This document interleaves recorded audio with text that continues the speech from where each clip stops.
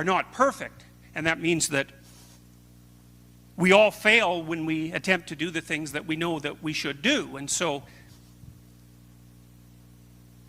being held to account for our failures has to be tempered by mercy, but both principles have to apply. Justice means there's structure and rules, and the people who abide by the structure and play by the rules and move towards the top win. And mercy means we're forgiven our failures so that we can rise up and play again. But you can't have one without the other, because the world falls apart if you do.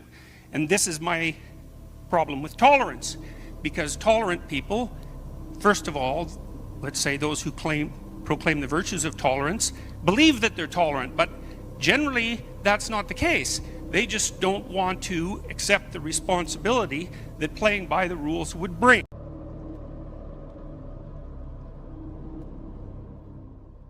One of the problems with postmodernism is that, and this is a big problem, like this is a fatal problem, apart from the fact that it's incoherent and there's no value structure in it, and it's fundamentally divisive and destructive.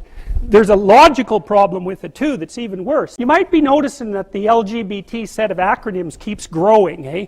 And it's kind of a form of its own parody in some sense. It's like, well, I'm oppressed. It's like, yeah, you are.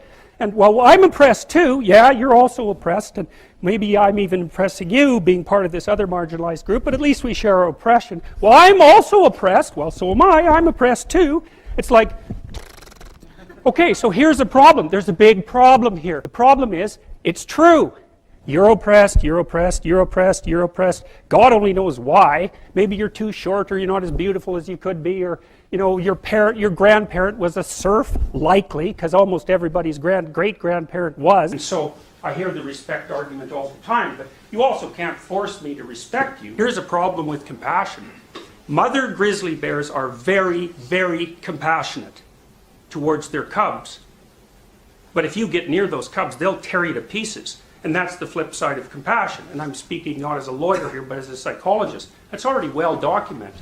Compassion is by no means an emotion that produces the desired social outcome. Quite the contrary. Quite the contrary.